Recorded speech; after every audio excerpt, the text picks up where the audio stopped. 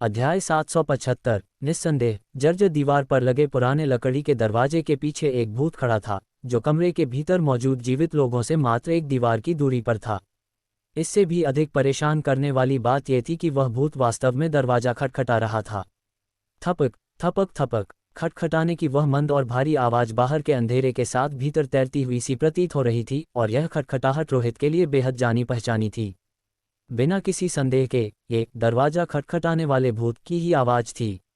लेकिन खटखटाहट की आवाज के बाद कमरे में कोई नहीं मरा, यहाँ तक कि सैंडी भी नहीं, जो एक आम इंसान था।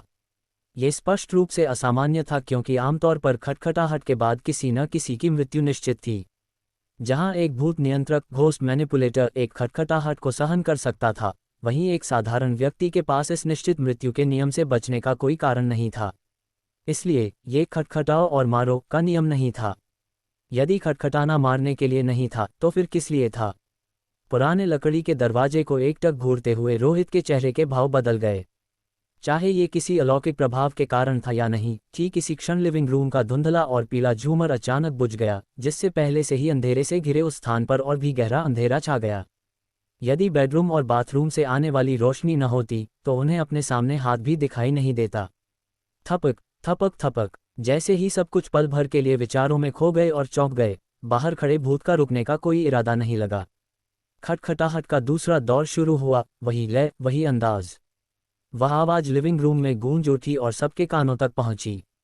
भले ही यह पहले जैसी ही थी, लेकिन खटखटाहट के इस दूसरे दौर ने रोहित, जोसेफ और सन रूई, जो कि भूत नियंत्रक थे, को मौत के खतरे का एहसास करा दिया।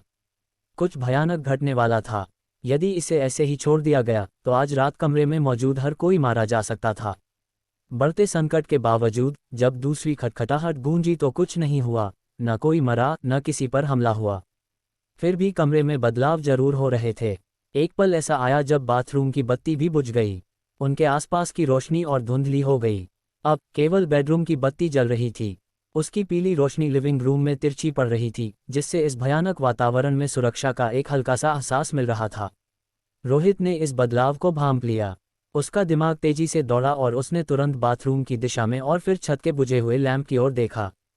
दो खटखटाहट और कमरा नंबर 7 के 2 लैंप बुझ गए। यह कोई संयोग नहीं बल्कि एक नियम था, भूत के मारने के तरीके का एक पैटर्न। हम यहाँ सिर्फ बैठकर इंतजार नहीं कर सकते। चलो दरवाजा खोलते हैं और बाहर जो कुछ भी है उसका सीधे सामना करते हैं। यदि हम तीनों मिलकर काम करें तो हम पूरी तरह से कमजोर नहीं पड़ेंगे। बस सामने से उसे दबा दें। यदि हम सफल रहे तो हम भूत को यहीं रोक सकते हैं और खुद को आगे की मुसीबत से बचा सकते हैं। सन रूई के चेहरे पर एक दृढ़ संकल्प दिखाई दिया। वह चुपचाप बैठकर अपनी किस्मत के भरोसे रहने वालों में से नहीं था। संकट के समय उसने खुद आगे बढ़कर कदम उठाना चुना। रोहित, हमें क्या करना चाहिए? जोसेफ ने जल्दबाजी में कोई कदम नहीं उठाया। वह जानता था कि एक नौसिखिया होने के नाते उसे अभी बहुत कुछ सीखना बाकी है। समझदारी और फुर्ती, दोनों ही मामलों में वह रोहित जैसे शीर्ष स्तर के भूत नियंत्रकों से बहुत पीछे था। यह उम्र की बात नहीं थी, बल्कि व्यक्तिगत कौशल और अनुभव की बात थी। रोहित की नज़र थोड़ी घूमी। हम दरवाज़ा नहीं खोल सकते, हमें बिल्कुल नहीं खोलना चाहिए। मुझे संदेह है कि इस भूत के पास मारने का केवल एक ही तरीका नहीं है, बल्कि संभवतः 2 या 3 तरीके हैं। खटखटाहट की आवाज़ें, कमरे में बढ़ता अंधेरा, बाहर कदमों की आहट, भीतर बत्तियों का बुझना। ये घटनाएं बिना किसी कारण के नहीं हो रही हैं। इसके अलावा अगर भूत सचमुच अंदर आना चाहता तो ऐसा दरवाज़ा उसे रोक नहीं पाता। एक पुराना लकड़ी का दरवाज़ा भला कितना मजबूत हो सकता था? रोहित को लगा कि वह इसे एक ही लात में गिरा सकता है। जब स्कूल में उसका सामना दरवाजा खटखटाने वाले भूत से हुआ था, तब वह क्लासरूम के दरवाजे पर खड़ा था, जिसका दरवाजा बंद तक नहीं था। इसलिए दरवाजा महत्वपूर्ण नहीं था। महत्वपूर्ण वह आतंक था जो उसके पीछे होने वाली खटखटाहट में छिपा था। जोसेफ, दरवाजा रोको। संक्षिप्त चर्चा के बाद रोहित ने तुरंत निर्णय लिया और कार्रवाई शुरू कर दी। ठीक है, जोसेफ ने बिना दोबारा सोचे कहा। अपने दांत भींचे, कुछ कदम आगे बढ़ा और पूरे बल से दरवाजे पर टिक गया, अपने शरीर का उपयोग करके उसे बंद रखने लगा।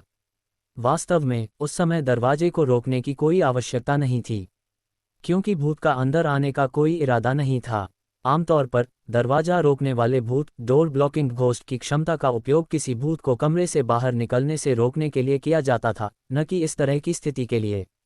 थपक थपक थपक जैसे ही जोसेफ का संपर्क पुराने लकड़ी के दरवाजे से हुआ, तीसरी खटखटाहट गूंजी। फिज फिज। बेडरूम में आखिरी लटका हुआ लैंप जो अभी भी जल रहा था, टिमटिमाने लगा। वह लगभग बुझने की कगार पर पहुंचकर फिर से जल उठा, और इस बार पहले से भी अधिक तेज रोशनी के साथ। रोशनी के इस उतार चढ़ाव ने पूरे कमरे को एक अवर्णनीय सिहरन से भर दिया। लेकिन अंततः वह लैंप बुझा नहीं। इसके विपरीत, जोसेफ द्वारा दरवाजा रोकने के कारण बाथरूम की जो बत्ती बुझ गई थी, वह भी दोबारा जल उठी, और लिविंग रूम का झूमर भी क्षण भर के लिए टिमटिमाकर फिर से रोशन हो गया। हालांकि यह अभी भी धुंधला और पीला था, लेकिन पहले से कहीं बेहतर था। बत्तियां फिर से जल गईं। सैंडी ने एक साधारण इंसान होने के नाते इस बारीक बदलाव को भांप लिया। क्या ये भूत के प्रकट होने को रोक रहा है? इसके बाद उसकी तनी हुई नसें थोड़ी शांत हुईं, लेकिन उसकी नज़रें अभी भी चिंता के साथ जोसेफ पर टिकी थीं, जो लकड़ी के दरवाजे को रोके हुए था। इंसान भूतों को नहीं रोक सकते, लेकिन यह व्यक्ति रोक सकता था। वास्तव में इन तीनों नायकों में से हर कोई असाधारण था, जिनके पास भयानक भूतों का सीधे सामना करने की क्षमता थी। वह सन रूई नाम का व्यक्ति तो भूत से सीधे टकराने के लिए दरवाजा खोलने तक की सोच रहा था। ये निश्चित रूप से कोई लापरवाही नहीं थी, बल्कि उस व्यक्ति के पास वास्तव में उस तरह की क्षमता हो सकती थी। यदि ऐसा था, तो टीम के कप्तान रोहित आखिरकार कितने शक्तिशाली होंगे? सैंडी ने चुपचाप मन ही मन सोचा। हालांकि इस समय भी उसका विचारों में खो जाना ये दर्शाता था कि उसका मानसिक साहस भी बहुत मजबूत था। यदि कोई साधारण व्यक्ति होता, तो अब तक उसका दिमाग काम करना बंद कर चुका होता, और वह केवल डर और निराशा से भर गया होता। नव कप्तान रोहित, कुछ ठीक नहीं है। अचानक दरवाजे को रोकने की जिम्मेदारी संभाल रहे जोसेफ ने चिल्लाकर कहा। सन रूई ने बदलाव को भांप लिया। दरवाजे की कुंडी हिल रही है, दरवाजा कांप रहा है। धत, भूत अंदर आना चाहता है। वह इस दरवाजे को खोलने की कोशिश कर रहा है। पुराने लकड़ी के दरवाजे का हैंडल हिंसक रूप से हिल रहा था, और दरवाजे के बाहर से एक जबरदस्त ताकत लग रही थी, मानो वह दरवाजे को तोड़कर खोलना चाहती हो। हालांकि इससे टकराने की कोई आवाज नहीं आ रही थी, लेकिन लकड़ी का दरवाजा अजीब तरह से विकृत हो गया था, और कमरे के भीतर की ओर एक अवतल धंसा हुआ आकार ले रहा था। वह झुकाव इतना अधिक था, मानो दरवाजा दीवार से उखड़ने ही वाला हो। फिर भी दरवाजे के इस हद तक मुड़ जाने के बावजूद वह न तो चटका और न ही टूटा। एक अलौकिक शक्ति इस अकल्पनीय घटना को बनाए हुए थी और लगातार विरोध कर रही थी। दरवाजा रोकने वाला भूत, घोस्ट डोर ब्लॉकर। ये वह भूत था जिसे जोसेफ नियंत्रित करता था। जब तक वह दरवाजे को छूता, किसी के लिए भी उसे खोलना असंभव था, यहाँ तक कि रोहित जैसा शीर्ष स्तर का भूत विशेषज्ञ भी उसे तोड़ नहीं सकता था। इसके अलावा इसने केवल दरवाजे को ही नहीं रोका था, इसने हर तरह की अलौकिक शक्ति को भी अलग थलग कर दिया था। कमरे का अंधेरा छंट गया, और बत्तियों का दोबारा जलना इसका सबसे बड़ा प्रमाण था। कुछ भयानक घटित होने ही वाला था, जिसे जोसेफ के दरवाजा रोकने के प्रयास ने जबरन रोक दिया था। लेकिन 3 खटखटाहट के बाद कमरे में किसी की मृत्यु न होने पर भी भूत गया नहीं था, और इसके बजाय अंदर आने की कोशिश कर रहा था। तो खटखटाना मारने का एक नियम है, और दरवाजा खोलना दूसरा। रोहित ने मन ही मन थोड़ा विचार किया। दरवाजा किसी भी कीमत पर खुलना नहीं चाहिए। उस विकृत लकड़ी के दरवाजे को देखते हुए रोहित के पैर स्थिर थे, लेकिन उसके पीछे मौजूद बिना सिर वाले भूत की परछाई, हेडलेस घोस्ट शैडो, खड़ी हो गई और कुछ कदम आगे बढ़ गई। वह भूतिया परछाई दरवाजे पर एक प्रतिबिंब की तरह दिखाई दी और मोर्चा संभालते हुए उस भूत का विरोध करने लगी जो दरवाजा खोलने ही वाला था। वह विकृत धंसा हुआ दरवाजा अभी भी हिंसक रूप से कांप रहा था, लेकिन भूतिया परछाई की मौजूदगी के कारण जोसेफ पर दबाव काफी कम हो गया और दरवाजा कुछ हद तक सामान्य स्थिति में आ गया। उसके हिलने की तीव्रता भी कम हो गई, लेकिन बाहर मौजूद भूत पीछे नहीं हटा था। वह अभी भी अंदर आने की कोशिश कर रहा था। इस समय जोसेफ का रंग पीला और काला पड़ रहा था, जो कि असहजता की स्पष्ट स्थिति थी। लकड़ी के दरवाजे से आने वाला हर मुंह का आघात और मरोड़ ऐसा महसूस हो रहा था मानो उसका शरीर बिखर जाएगा और उसके अंग छिन्न भिन्न हो जाएंगे। यदि दरवाजा रोकने वाला भूत बाहर के भूत को भीतर आने से रोकने में विफल रहा, तो वह तुरंत मर जाएगा। ऐसा इसलिए था क्योंकि उसका शरीर पहले ही भूत द्वारा ग्रसित किया जा चुका था। यदि भूत को दबा दिया जाता, तो उसकी शारीरिक गतिविधियां बनी नहीं रह सकती थीं और मृत्यु अवश्यंभावी थी। यह एक भूत विशेषज्ञ की कमी थी, जीवन को बनाए रखने के लिए एक भूत की आवश्यकता होना। चटक चटक। जोसेफ को अपने कान के पास किसी चीज के चटकने की हल्की आवाजें सुनाई दीं। पहले तो उसे लगा कि उसका अपना शरीर टूट रहा है, लेकिन जल्द ही उसे एहसास हुआ कि ऐसा नहीं था। यह ऐसा था मानो उसके शरीर को ढकने वाली एक अदृश्य परत टूट रही हो, कांच के एक टुकड़े की तरह नाजुक। ठीक इसी समय दहान शहर की उस अधूरी इमारत के पास स्थित एक रेस्तरां के कमरे में। होटल के कमरे के एक गुप्त कोने में छिपा हुआ चीनी मिट्टी का एक टुकड़ा लगातार चटक रहा था और उसकी सतह पर दरारें फैल रही थीं। हालांकि यह तेजी से नहीं हो रहा था, लेकिन यदि यह जारी रहा तो वह टुकड़ा अंततः चकनाचूर हो जाएगा। कप्तान रोहित, यह ऐसे नहीं चल सकता। हम अनंत काल तक भूत से मुकाबला नहीं कर सकते, जोसेफ ने आवाज लगाई। वह जानता था कि रोहित ने पहले ही कदम उठा लिया था। दरवाजे पर टिकी वह लंबी काली परछाई इसका प्रमाण थी। ये जगह मेरे भूतिया क्षेत्र घोस्ट डोमेन को दबाती है, इसलिए मुझे अपने दांत भींचकर आगे बढ़ना होगा, रोहित ने ठंडे चेहरे के साथ अपना बायां दस्ताने उतारते हुए कहा। एक काला पड़ चुका अकड़ा हुआ मृत व्यक्ति का हाथ सामने आया। यह उसका भूतिया हाथ घोस्ट हैंड था, लेकिन डाकघर के भीतर 4 परत वाला भूतिया क्षेत्र दबा हुआ था और भूतिया हाथ केवल 3 परत वाले भूतिया क्षेत्र में प्रवेश करने में सक्षम था, इसलिए यहाँ खड़े होकर बाहर के भूत पर हमला करना असंभव था। एकमात्र तरीका व्यक्तिगत रूप से संपर्क करना था। रोहित ने संकोच नहीं किया। वह तेजी से आगे बढ़ा और नजर डालते हुए बोला, सन रूई, कदम उठाने में मेरा साथ दो। दमन एक ही समय में अपने चरम पर पहुंचना चाहिए, अन्यथा चीजें आसानी से बिगड़ सकती हैं। कोई बात नहीं, सन रूई ने अपनी आंखें सिकारते हुए कहा। भले ही वह अपनी छड़ी के साथ स्थिर खड़ा था, लेकिन वह कार्रवाई के लिए तैयार था। भूत विशेषज्ञों को कार्रवाई करते समय जरूरी नहीं कि कोई बड़ा आंदोलन करना पड़े। रोहित उस मुड़े हुए लकड़ी के दरवाजे के पास पहुंचा। लकड़ी के दरवाजे के झुकाव से लगभग 7 या 8 सेंटीमीटर का एक गैप बन गया था, जो कि अपेक्षाकृत छोटा था। अपने सबसे विकृत शिखर पर यह कम से कम 20 सेंटीमीटर तक बढ़ गया था, जो कि केवल अकल्पनीय था क्योंकि इतने तनाव में दरवाजा पहले ही टूट गया होता। उस गैप के माध्यम से रोहित ने अंधेरा देखा। उस अंधेरे के भीतर एक अस्पष्ट और भयानक आकृति दिखाई दे रही थी, फिर भी ऐसा लग रहा था मानो वहां कोई न हो। स्पष्ट रूप से देख पाना असंभव था। यह अच्छी तरह जानते हुए भी कि दरवाजे के बाहर एक भूत खड़ा है, रोहित ने अपना हाथ उस मुड़े हुए दरवाजे की दरार से अंदर डाला, ठीक उसी जगह जहां दरवाजे का हैंडल था। एक भूतिया हाथ को दमनकारी शक्ति लगाने के लिए केवल छूने की आवश्यकता होती थी। ये कम से कम क्षण भर में एक भूत की हिलने डुलने की क्षमता को अक्षम कर सकता था, भले ही वह भूत अपने गठन में कितना भी पूर्ण क्यों न हो। भूतिया हाथ फिर भी उसे आंशिक रूप से दबा सकता था। रोहित के भूतिया हाथ ने भीतर के हैंडल की स्थिति को संदर्भ के रूप में उपयोग करते हुए उस स्थान की ओर बढ़ते हुए अंधेरे में टटोला। बहुत जल्दी उसने पुराने दरवाजे के हैंडल को छुआ, लेकिन साथ ही उसने किसी और चीज को भी छुआ। एक सूखी, ठंडी, अकड़ी हुई हथेली। वह हथेली दरवाजे के बाहर हैंडल पर टिकी हुई थी और रोहित उस हथेली के लंबे नाखूनों और उंगलियों के बीच उभरी हुई गांठों को भी महसूस कर सकता था। वह हाथ बड़ा और भयानक था। रोहित इसके बारे में सोचे बिना नहीं रह सका, क्योंकि उसने महसूस किया कि उस हाथ की उंगलियां एक सामान्य व्यक्ति की तुलना में बहुत लंबी थीं। भूतिया हाथ और बाहर के भूत के बीच संपर्क के क्षण में सन रूई ने भी इस महत्वपूर्ण अवसर को भांप लिया। खांस खांस खांस। वह मौत के कगार पर खड़े व्यक्ति की तरह हिंसक रूप से खांसा। जो बात सिहरन पैदा करने वाली थी वह ये थी कि उसकी खांसी की एक गूंज थी। ये स्पष्ट था कि केवल एक व्यक्ति खांस रहा था, फिर भी कमरा एक और खांसी की आवाज से गूंज उठा, जो सन रूई की आवाज के साथ ओवरलैप हो रही थी, लेकिन पूरी तरह से नहीं, उसमें थोड़ा अंतर था। ठीक इसी वजह से यह विशेष रूप से डरावना लग रहा था।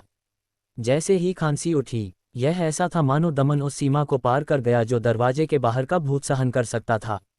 अचानक वह अजीब हथेली जिसे रोहित ने छुआ था तेजी से पीछे हट गई और दरवाजे के हैंडल को छोड़ दिया। कांपता हुआ मुड़ा हुआ दरवाजा भी इसी क्षण तुरंत शांत हो गया।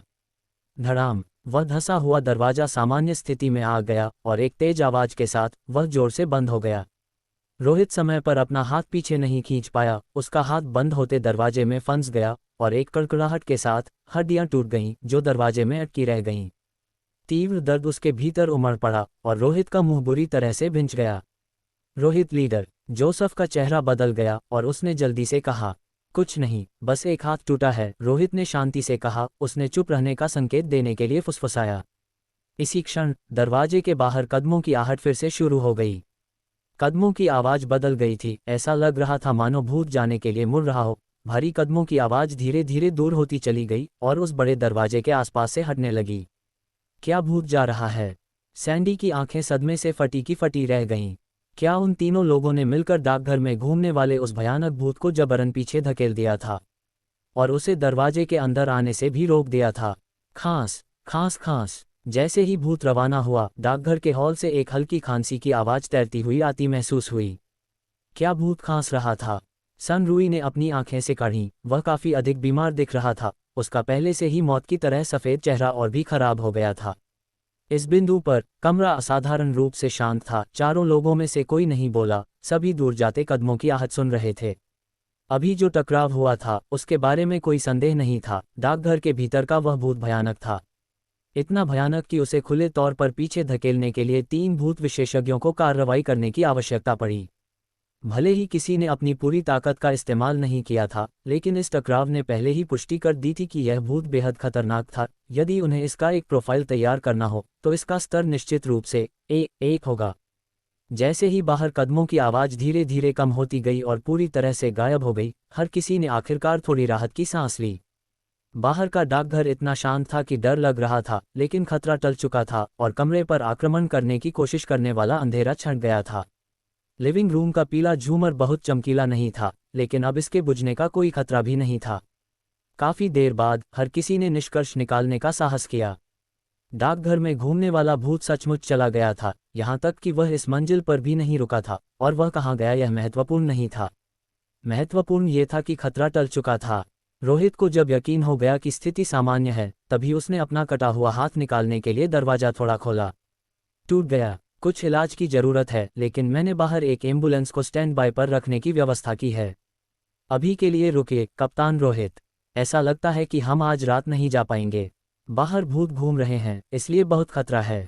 हमें इलाज के लिए सुबह तक का इंतजार करना होगा। सन रूई ने टूटे हुए हाथ की ओर देखते हुए कहा।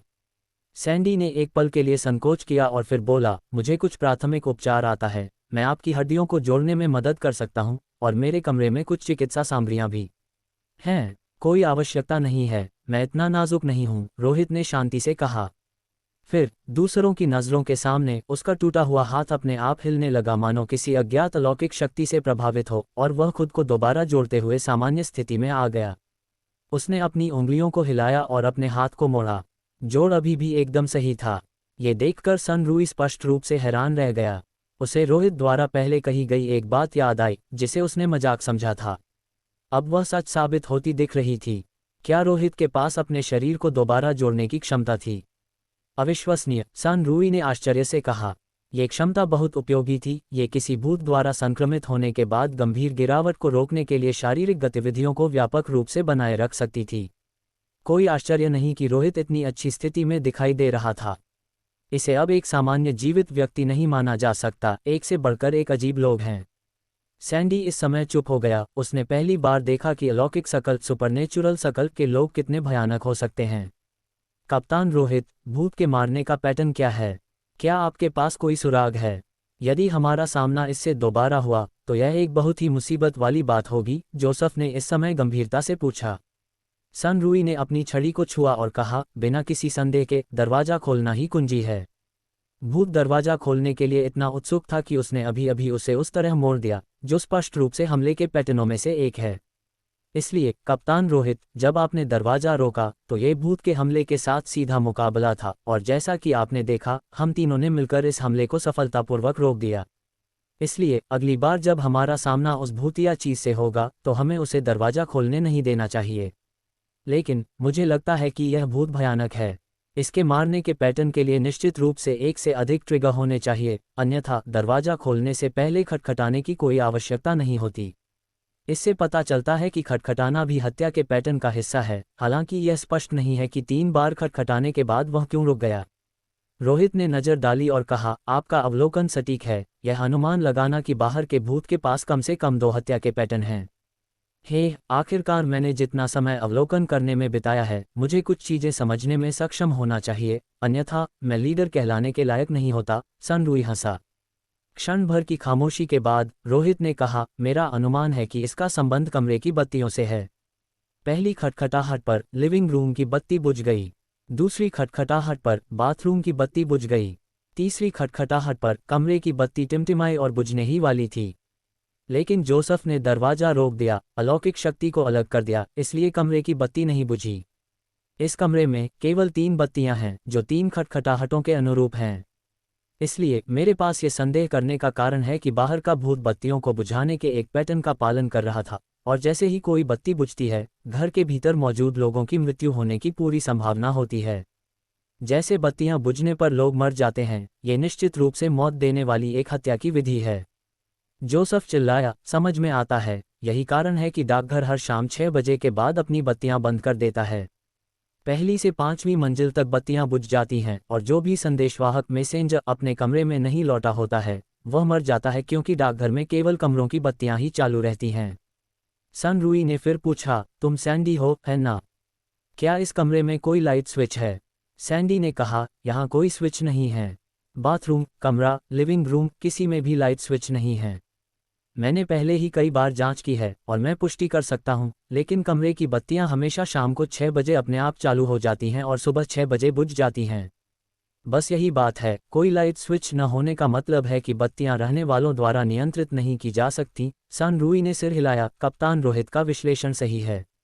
बत्तियों को बुझाना दूसरा हमला पैटर्न है।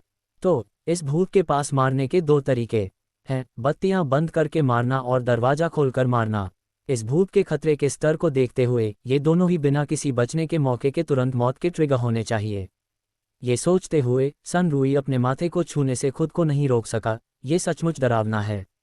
हम लगभग खत्म ही हो गए थे। वास्तव में भयानक है, लेकिन ये सबसे भयानक हिस्सा नहीं है। यदि दरवाजा खटखटाने वाला भूत अभी भी यहाँ होता, रोहित ने अपनी आंखें सिकारते हुए कहा, यदि दरवाजा खटखटाने वाला भूत अभी भी डाकघर के भीतर होता और दूसरे भूत के साथ मिलकर घूमता, तो यह एक अनसुलझा मौत का जाल होता, जिसका आतंक स्तर सीधे एस ग्रेड यानी एक अनसुलझने योग्य स्तर की अलौकिक घटना होता। खटखटाहट पर मौत, बत्ती बुझने पर मौत, दरवाजा खुलने पर मौत। अब जब दरवाजा खटखटाने वाला भूत चला गया था, जब तक दरवाजे को रोका गया और बत्तियों को बुझने से रोकने के लिए अलौकिक शक्ति को अलग रखा गया, तब तक जीवित रहने का एक रास्ता था। भाग्यवश इस बार कप्तान रोहित जोसेफ को साथ लाए। वह पैटर्न वाले हत्यारे भूतों से निपटने के लिए बहुत उपयुक्त हैं, सन रूई ने कहा। सैंडी ने इन कुछ लोगों को विश्लेषण करते देखा, उसकी पुतलियां थोड़ी सिकुड़ गईं। क्या ये लोग सब राक्षस थे? भूत के हमले को सहन करना और फिर तुरंत उसके बाद उसके मारने के तरीके का विश्लेषण करना कोई मामूली अटकल नहीं थी, बल्कि विभिन्न सूक्ष्म बदलावों को तार्किक और उचित रूप से एक साथ जोड़ना था। भूत को धीरे धीरे डिकोड किया जा रहा था। तो इन परिस्थितियों में हमें भूत से कैसे निपटना चाहिए? सन रूई ने रोहित की ओर देखते हुए अपनी छड़ी थपथपाई। ये सुनकर सैंडी और भी चौंक गया। क्या मजाक है? क्या ये लोग वास्तव में उस भूत से निपटने की योजना बना रहे थे जो अभी अभी गया था? क्या मैं सचमुच उन्हीं की दुनिया से हूँ? ये फासला बहुत बड़ा है और यह कुछ ऐसा नहीं है जिसे केवल प्रयास से पाटा जा सके। अध्याय 776 लाल पत्र। रात ढल चुकी थी और तत्काल आया हुआ वह संकट का क्षण बीत चुका था। डाकघर के भीतर मंडराने वाले भूत अपने असफल हमले के बाद दोबारा दिखाई नहीं दिए। यह एक उत्साहजनक संकेत था। कम से कम वे लगातार इन पर नजर नहीं रख रहे थे, अन्यथा इसकी कीमत केवल एक प्रयास से कहीं अधिक चुकानी पड़ती। कमरा नंबर 7 के सोफे पर 3 लोग बैठे थे, जिनमें से प्रत्येक गहरे विचारों में डूबा हुआ था। सैंडी, जो एक साधारण व्यक्ति था, इस तरह की चर्चा में शामिल होने का साहस नहीं कर सका और कमरे में चुपचाप बना रहा। इस भूत को कैद करना बहुत कठिन है। सबसे पहले, हम शाम 6 बजे के बाद बाहर नहीं जा सकते। कोई भी इस बात को लेकर आश्वस्त नहीं हो सकता कि इससे बत्तियां बुझने का वह घातक नियम ट्रिगर होगा या नहीं। ये पूरी तरह संभव है कि जैसे ही हम बाहर कदम रखें, हम मारे जाएं। इसलिए हम वह जोखिम नहीं उठा सकते। रोहित ने सन रूई के पिछले प्रश्न का उत्तर दिया। चूंकि हम रात में बाहर नहीं जा सकते, इसलिए हम केवल दिन के समय ही कार्रवाई कर सकते हैं जब डाकघर के भीतर की बत्तियां चालू होती हैं, ताकि बत्तियां बंद होने से होने वाली मृत्यु के इस नियम से बचा जा सके। लेकिन समस्या यह है कि भूत दिन के समय प्रकट नहीं होंगे। जोसेफ ने तुरंत अपनी बात जोड़ी, तो ऐसा प्रतीत होता है कि हम केवल दिन के उजाले में ही भूत को ढूंढकर उसे रोक सकते हैं। रात में भूत से निपटना असंभव है। भूत पहली मंजिल पर नहीं है, वह दूसरी या तीसरी या शायद 5वीं मंजिल जैसी ऊंचाई पर हो सकता है, रोहित ने शांति से कहा। वह इसी डाकघर में कहीं छिपा हुआ है, लेकिन मेरा व्यक्तिगत अनुमान है कि वह सबसे अधिक संभावना 5वीं मंजिल पर है। वह बूढ़ा व्यक्ति जिसे दरवाजा खटखटाने वाले भूत के रूप में जाना जाता था, पहले 5वीं मंजिल से गिरकर ही मरा था। यह एक सुराग था। इससे संकेत मिलता था कि सारा रहस्य डाकघर की 5वीं मंजिल के भीतर छिपा था। भूत शायद 5वीं मंजिल से नीचे उतर आया हो। ये पहली मंजिल पर उनका दुर्भाग्य था, या शायद डाकघर की नज़र में उन्हें घुसपैठिया माना गया था, इसीलिए भूत ने उन्हें निशाना बनाया। सन रूई ने विचार किया, वास्तव में इस भूत को रोकने के लिए हमें दिन के समय इसकी स्थिति का पता लगाना होगा। लेकिन डाकघर बड़ा है, जिसमें 35 कमरे हैं और प्रत्येक मंजिल दूसरों से विभाजित है। यह ऐसा काम नहीं है जिसे हम आसानी से ऊपर या नीचे जाकर कर सकें, इसे कैद करने की कठिनाई बहुत बड़ी है। रात में हम नुकसान में रहते हैं, मानो बहादुरी से भूत के मारने के तरीके का सामना कर रहे हों। हमें बहुत नुकसान उठाना पड़ेगा और इससे आसानी से पूरी टीम का सफाया हो सकता है। ऊपर जाना ही मुख्य कुंजी है, रोहित ने कहा। अभी के लिए भूत की उपेक्षा की जा सकती है, वह हम तीनों से एक साथ नहीं निपट सकता। लेकिन ऊपर जाने के लिए पत्र भेजने की आवश्यकता होती है। केवल 3 पत्र पर्याप्त नहीं हैं। केवल सैंडी और दूसरे कमरे के वानशिंग के पास 2 पत्र हैं, जिससे संकेत मिलता है कि एक बार जब हम दूसरी मंजिल पर पहुंचेंगे तो हमें अलग होने के लिए मजबूर होना पड़ेगा, सन रूई ने जोड़ा।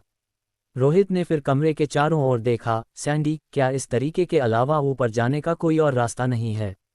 कमरे में मौजूद सैंडी ने हड़बड़ाहट में उत्तर दिया, हो सकता है, लेकिन एकमात्र तरीका जिसे मैं अधिक उचित और तेज जानता हूं, वह है पत्र चुराना। ऊपर की मंजिल के संदेशवाहकों को मुझसे अधिक पता होना चाहिए, उनके पास कोई बेहतर तरीका हो सकता है। पत्र भेजने का काम सरल लगता है, फिर भी यह विभिन्न अजीब बदलावों से भरा है। इन रहस्यों को उजागर करना स्वयं संदेशवाहकों पर निर्भर करता है। अनुभव के माध्यम से प्राप्त कुछ जानकारियां संदेशवाहकों के बीच मौखिक रूप से एक से दूसरे तक पहुंचती हैं, जबकि अन्य अनदेखी रह जाती हैं। पहली मंजिल के संदेशवाहकों ने बहुत कम पत्र भेजे हैं और अधिकांश नए होने के कारण उनकी मृत्यु दर अधिक है, जिससे उन्हें मिलने वाली जानकारी वास्तव में सीमित है।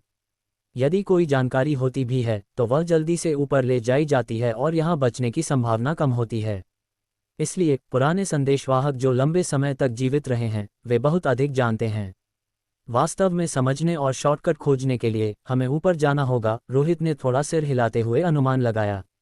उसे लगा कि वह पहली मंजिल पर रहकर समय बर्बाद नहीं कर सकता, उसे कम से कम ये देखना था कि दूसरी मंजिल कैसी है। आखिरकार दूसरी मंजिल पर वे लोग थे जिन्होंने कम से कम 3 बार सफलतापूर्वक पत्र पहुंचाए थे, जो नए लोगों की श्रेणी से आगे बढ़ चुके थे। चलो आज के लिए इसे यहीं छोड़ते हैं। हम कल देखेंगे कि स्थितियां कैसी रहती हैं। आज रात हम में से किसी को नहीं सोना चाहिए। कौन जानता है कि डाकघर के आसपास घूमने वाले भूत दोबारा कब प्रकट हो जाएं, रोहित ने अपनी बात जारी रखी। ये सच है, दिन के समय डाकघर कुछ हद तक सुरक्षित रहता है, रात में ये बहुत खतरनाक होता है। हम अपने कमरे में रहने के अलावा कुछ नहीं कर सकते, सन रूई ने आह भरते हुए कहा। बाहर घना अंधेरा था और भूतों के घूमने के कारण बाहर जाने का साहस कौन करता। इसके बाद की अवधि में वे तीनों कमरा नंबर 7 में चुपचाप बैठे रहे, जिनमें से कोई भी आराम करने का साहस नहीं कर सका और दरवाजे के बाहर की किसी भी आवाज को सुनने के लिए सतर्क रहना पड़ा। कोई भी इस बात को लेकर आश्वस्त नहीं हो सकता था कि जो भूत अपने हमले में विफल होकर अभी अभी गया था, वह दूसरी बार हमला करेगा या नहीं। हालांकि अपने खाली समय के दौरान रोहित ने कमरे की थोड़ी खोजबीन करने का अवसर भी लिया ताकि ये देखा जा सके कि क्या वह कोई सुराग या कुछ असामान्य पा सकता है। कप्तान रोहित, ये कमरा बहुत सामान्य है, इतना सामान्य कि यह लगभग अकल्पनीय है। इसमें कुछ भी अजीब नहीं है, जो अपने आप में सबसे अजीब बात है, क्योंकि आमतौर पर पिछला संदेशवाहक यहाँ रहने के बाद कुछ न कुछ पीछे छोड़ जाता है। समय के साथ जमा होते हुए यह असंभव है कि यहाँ कोई भी निशान न बचे। सैंडी भी नहीं सोया था। रोहित को कमरे के चारों ओर घूमते हुए देखकर वह बोल पड़ा, जब मैं पहली बार यहाँ आया था तो मेरा भी आपके जैसा ही विचार था कप्तान रोहित, कि देखूं कि क्या मुझे कोई सुराग मिल सकता है। लेकिन दुर्भाग्यवश यहाँ कोई सुराग नहीं है। कमरा बहुत साफ है, मानो यहाँ एक भी मानवीय निशान न छूटा हो। इसे समझ नहीं पा रहे हो, है ना? रोहित रुका, उसकी ओर देखा और कहा, अब जब तुमने इसका उल्लेख किया है तो मैं इस कमरे की विशेषताओं को काफी हद तक समझ गया हूँ।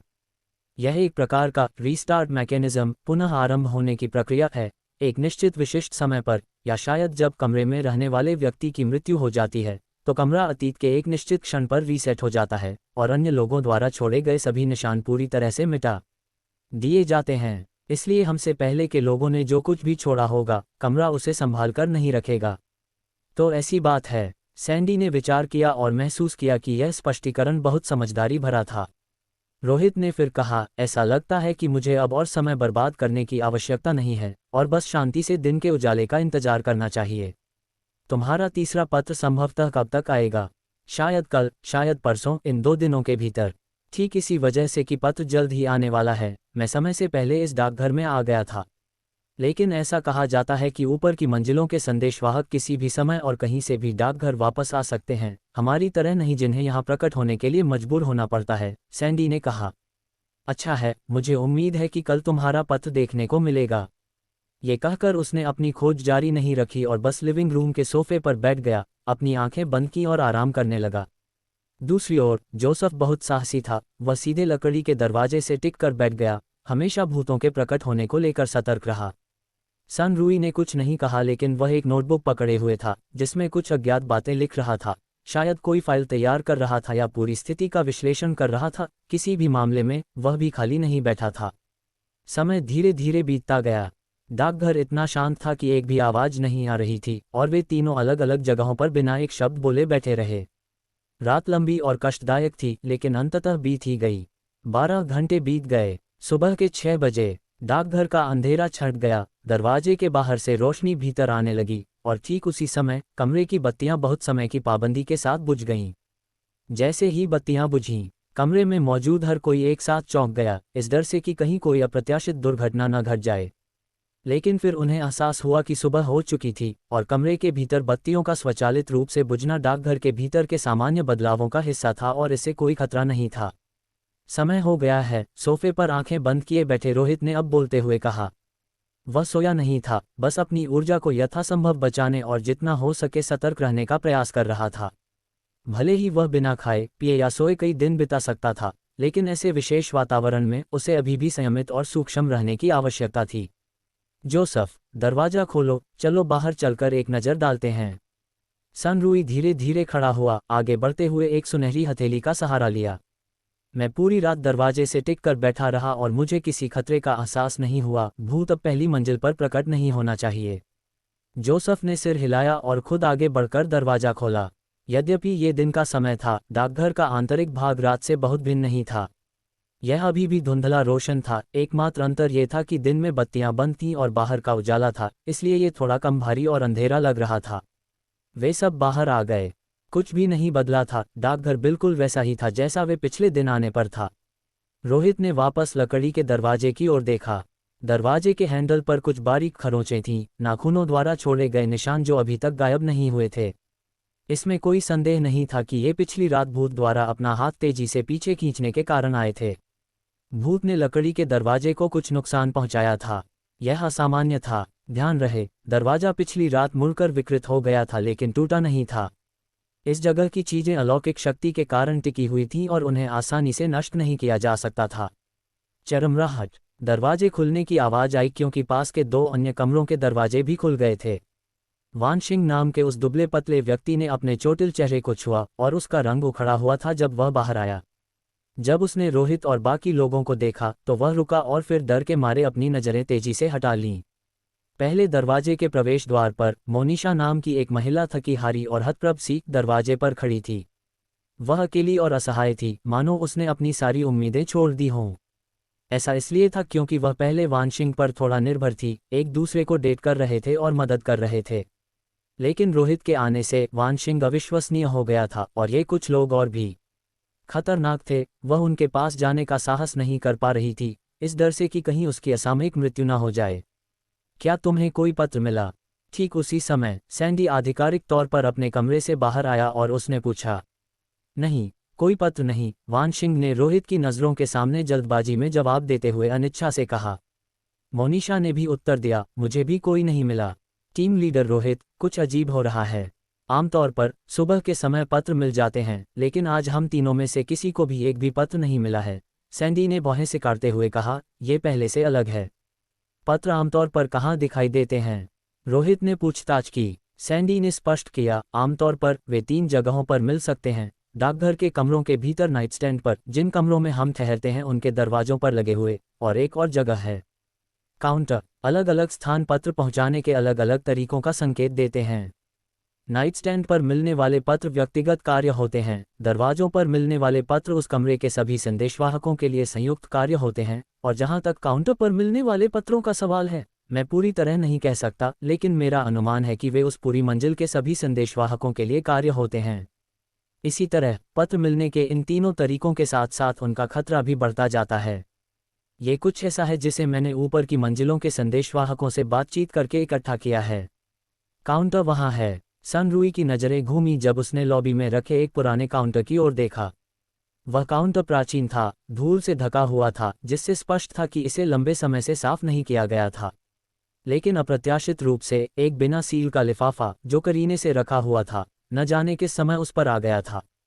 हालांकि इस बार जो अंतर था वह यह था कि लिफाफा उस पीले रंग का नहीं था जैसा रोहित को पहले मिला था, बल्कि वह खून जैसा लाल था। यह एक लाल पत्र का लिफाफा था। रोहित ने भी काउंटर पर रखे उस स्पष्ट रूप से भिन्न लाल पत्र को देखा। एक लाल पत्र। सैंडी चकित रह गया। उसने पहले कभी ऐसी स्थिति का सामना नहीं किया था। अपनी पिछली 2 डिलीवरी में और जो कुछ उसने दूसरों से सीखा था उसमें लाल पत्रों का कभी कोई उल्लेख नहीं था। यद्यपि वह इसे पहली बार देख रहा था, ये स्पष्ट था कि चूंकि पत्र काउंटर पर रखा गया था, इसका मतलब था कि यह उस मंजिल के सभी संदेशवाहकों के लिए मिलकर काम करने का एक कार्य था। और लाल लिफाफा स्पष्ट रूप से कुछ असामान्य होने का संकेत दे रहा था। पत्र पहुंचाने की कठिनाई बढ़ गई है, सैंडी ने तुरंत सोचा। रोहित आगे बढ़ा, अपने सामने रखे उस लाल पत्र को एकटक देखते हुए बोला, इस पर कुछ भी नहीं लिखा है, यहाँ तक कि कोई पता भी नहीं है। हम इसे कैसे पहुंचा सकते हैं? जैसे ही आप पत्र उठाएंगे पता दिखाई देना चाहिए, लेकिन इसके प्रकट होने का तरीका थोड़ा विशेष है, सैंडी ने तेजी से पास आकर सचेत किया। रोहित ने इसे लेने के लिए हाथ बढ़ाया, लेकिन सन रूई ने बीच में टोकते हुए कहा, यह एक श्राप हो सकता है, बेहतर होगा कि इसे न छुआ जाए। मुझे लगता है कि हमें इसे यहीं छोड़ देना चाहिए और इसकी उपेक्षा करनी चाहिए। कृपया ऐसा मत कीजिए। यदि हम आज इस लिफाफे को नहीं लेते हैं तो आज रात तक पहली मंजिल पर मौजूद हर कोई मर सकता है। सैंडी ने तुरंत चेतावनी दी, मैंने नए लोगों को पत्र पहुंचाने से इनकार करते देखा है, लेकिन अगले दिन मैंने उनमें से एक को अपने बिस्तर पर मृत पाया, जिसने पत्र को कसकर पकड़ रखा था और उसका चेहरा डर से विकृत था। पत्र पहुंचाने से इनकार करने की कीमत इसे फाड़ने से भी अधिक है। यदि आप आश्वस्त नहीं हैं तो आप लिफाफे को फाड़ सकते हैं। लेकिन मैंने ये लाल पत्र पहले कभी नहीं देखा है और मैं नहीं जानता कि इसे फाड़ने की क्या कीमत होगी।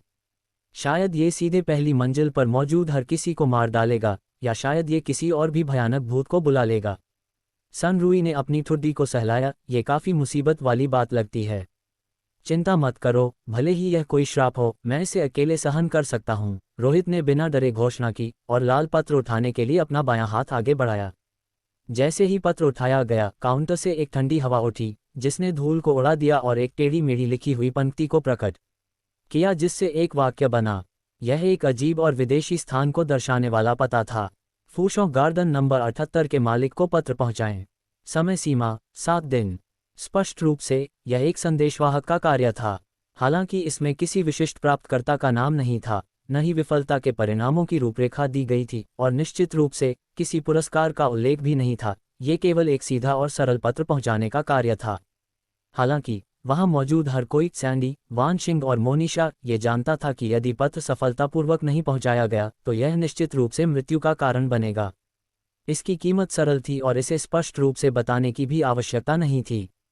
जहां तक पुरस्कार का सवाल था, चूंकि इसका कोई पूर्व उदाहरण नहीं था, इसलिए कोई नहीं जानता था कि क्या उम्मीद की जाए। अध्याय 777 पता। ये पत्र बहुत विशेष है।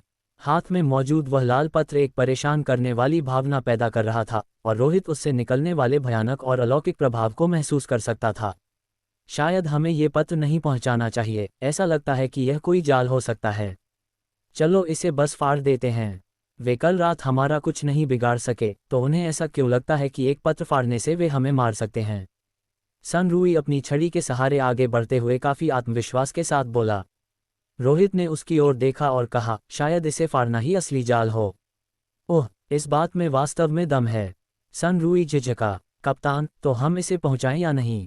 जोसेफ ने पूछा। पास में खड़े वानशिंग और मोनिशा उनकी बातचीत सुनकर ठंडे पसीने से तर हो गए। पत्र को फाड़ने और इस लाल पत्र को पहुंचाने से इनकार करने का विचार। शायद इन लोगों को कोई नुकसान न हो, लेकिन दूसरे लोग मारे जा सकते थे, क्योंकि यह कुरियर कार्य पहली मंजिल के सभी संदेशवाहकों के लिए एक सामूहिक मिशन था। हालांकि रोहित और बाकी लोगों की उपस्थिति में लाल पत्र पहुंचाया जाना चाहिए या नहीं, इसका निर्णय लेने में उनकी कोई भूमिका नहीं थी। इस समय रोहित भी विचार और संकोच कर रहा था। मूल्यांकन की कुंजी सरल थी, क्या वह पत्र फाड़ने के परिणामों को सहन कर सकता था? यदि वह इसे सहन कर सकता था तो लाल पत्र को फाड़ना निस्संदेह सबसे अच्छा विकल्प था। लेकिन यदि इसकी कीमत बहुत अधिक थी तो पत्र पहुंचाना भी एक विकल्प था। आखिरकार उनकी क्षमताओं के साथ एक पत्र पहुंचाना एक आसान काम था और उनकी सफलता की संभावना साधारण लोगों की तुलना में बहुत अधिक थी।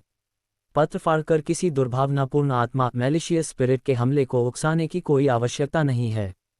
इसे पहुंचाने की कठिनाई इतनी बड़ी नहीं है, कम से कम मेरे लिए तो नहीं, रोहित ने अपनी आंखों में एक चमक के साथ कहा। यदि मिशन के दौरान कोई भूत प्रकट होता है तो हमें आगे बढ़ने का निर्णय लेने से पहले उसके खतरे के स्तर को निर्धारित करना चाहिए। हमें सुरक्षा को प्राथमिकता देनी चाहिए। भले ही हम तीनों मिलकर बहुत मजबूत हैं, हम बस लापरवाही से काम नहीं कर सकते। सनरुई ने कहा, तो क्या हमने पत्र पहुंचाने का निर्णय ले लिया है? बिल्कुल, साथ ही मैं ये भी सुनिश्चित करना चाहता हूं कि क्या पत्र पहुंचाने से वास्तव में अलौकिक घटनाएं ट्रिगर होती हैं, और इस प्रकार यह निर्धारित करना चाहता हूं कि संदेशवाहकों का काम दुर्भावनापूर्ण आत्माओं की सहायता करना है या अलौकिक घटनाओं को दबाना। यदि यह बाद वाला है तो सब ठीक है, लेकिन यदि यह पहला है तो इस डाकघर में संदेशवाहकों के अस्तित्व की कोई आवश्यकता नहीं है। रोहित ने अपनी आंखों में हत्या के हल्के इरादे के साथ कहा। मैं इस दुनिया को ऐसा नहीं बनने दूंगा जहां लोग भूतों की गुलामी करके जीवित रह रहे हों। तुम बहुत समझदारी की बात कर रहे हो, तुमने मुझसे अधिक गहराई से सोचा है। चूंकि ऐसा है, मैं इस पत्र को पहुंचाने के लिए कप्तान रोहित के साथ चलूंगा। सनरुई ने सहमति में सिर हिलाया। वास्तव में भूतिया डाकघर घोस्ट पोस्ट ऑफिस की प्रकृति को निर्धारित करना आवश्यक था, क्योंकि यह उनके अगले कदमों की दिशा को प्रभावित करेगा, और ऊपर की मंजिल पर जाना भी कुछ ऐसा था जो करना ही था। हालांकि यहाँ कोई सिग्नल नहीं है, मैं ये जांच नहीं सकता कि यह पता कहाँ है। हमें इसकी पुष्टि करने के लिए बाहर जाना होगा। सनरुई ने काउंटर पर धूल से बने टेढ़े मेढ़े अक्षरों को देखते हुए अपना सिर हिलाया। फूशों गार्डन, वह किस तरह की जगह थी? ये जियांगनान के किसी बगीचे जैसा लग रहा था। ये किसी दर्शनीय स्थल के नाम जैसा भी प्रतीत होता था। अब जब हमने निर्णय ले लिया है तो और समय बर्बाद नहीं करते। चलो निकलते हैं और इस पत्र के मामले को एक दिन के भीतर सुलझाने का प्रयास करते हैं। हम डाकघर के मामलों को अभी के लिए एक तरफ छोड़ देंगे और डिलीवरी पूरी करने के बाद जब हम दूसरी मंजिल पर पहुंचेंगे तो हम इस जगह के रहस्यों को उजागर करने के लिए बेहतर स्थिति में होंगे। रोहित ने तुरंत कार्रवाई करने का निर्णय लिया। सनरुई और जोसेफ ने सिर हिलाया। पत्र हाथ में लेकर वे तीनों तुरंत डाकघर के मुख्य दरवाजों की ओर बढ़े, उस जगह को छोड़ने के लिए तैयार। सैंडी, वानशिंग और मोनिशा नाम की महिला ने उस समय एक दूसरे की ओर देखा, असमंजस में कि क्या किया जाए। क्या उन्हें पीछे चलना चाहिए या इसमें शामिल नहीं होना चाहिए? कप्तान रोहित, यह मामला मुझसे भी जुड़ा है, मुझे जाना होगा, सैंडी ने अपने दांत भींचते हुए कहा, पीछे चलने का निर्णय लेते हुए। वानशिंग, हम क्या करें? मोनिशा नाम की महिला ने सावधानी से पूछा। वानशिंग अपने पिचके गालों और पीले चेहरे के साथ स्पष्ट रूप से इस स्थिति को पसंद नहीं कर रहा था, लेकिन परिस्थितियां उसकी तुलना में अधिक मजबूत थीं। दो पत्र पहुंचाने वाला एक पुराना संदेशवाहक रोहित और उसके समूह का कोई मुकाबला नहीं था। ये लोग बहुत डरावने थे और यह एक रहस्य था कि वे कहां से आए थे। डिलीवरी मिशन हमसे भी जुड़ा है। यदि हम नहीं जाते हैं और मिशन हमारे बिना ही सफल हो जाता है तो क्या होगा? हमारे पास केवल एक ही जीवन है, हम जुआ नहीं खेल सकते। हमारे पास पीछे चलने के अलावा कोई विकल्प नहीं है।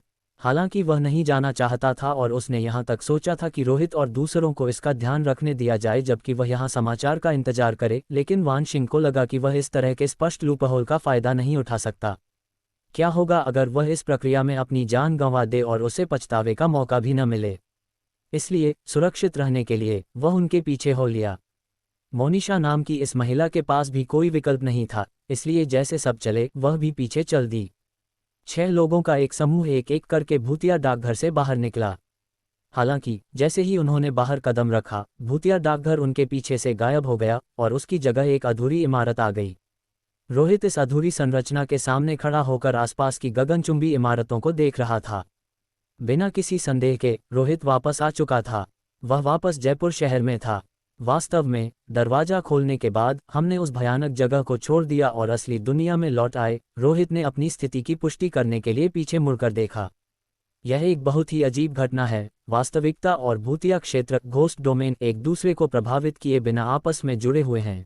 यह एक बात है, लेकिन हम भूत नियंत्रकों को बिना कुछ महसूस कराए तुरंत अलग हो जाना कई सवाल खड़े करता है। सनरुई ने अपनी भौहें से काढ़ीं।